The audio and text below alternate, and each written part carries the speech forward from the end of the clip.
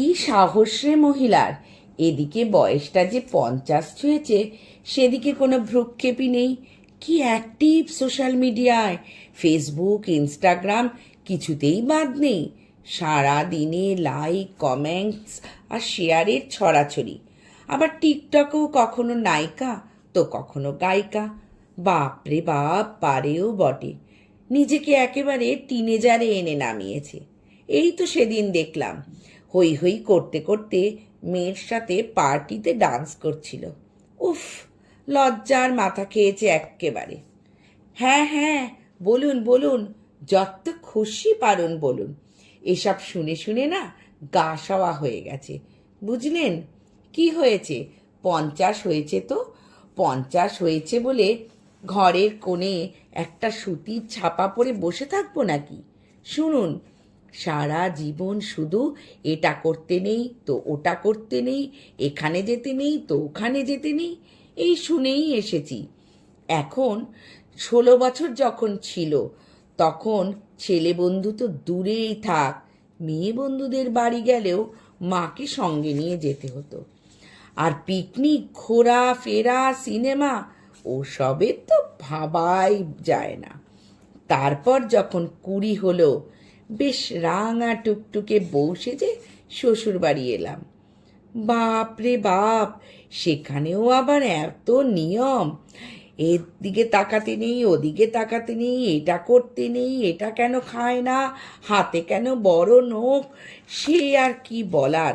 সকলের সামনে নাইটি পরলে লজ্জা, কি বলবো, মেয়ে মানুষ হয়েছ, হই হই করে কিসের কথা, ইত্যাদি ইত্যাদি। আর বাইরে গেলে শ্বশুর, শাশুড়ি, যা, ননদ, হাজারটা কৈফিয়ত।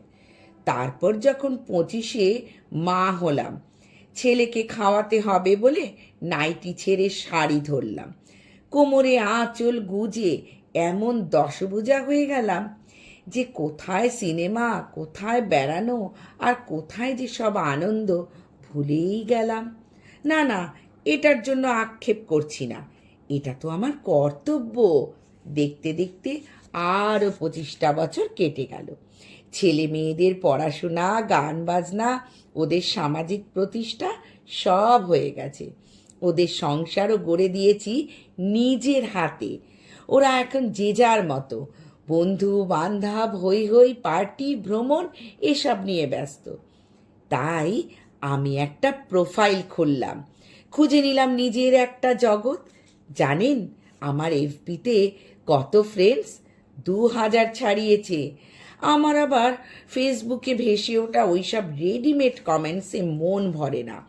তাই ভালো করে একটা পোস্ট দেখতে পেলে ইয়া বড় একটা কমেন্টস লিখে দিই। কত খুশি হয় ওরা জানেন। আর আমার কবিতাগুলো যখন শেয়ার হয়, তখন মনটা না ফুরফুরে হয়ে ওঠে।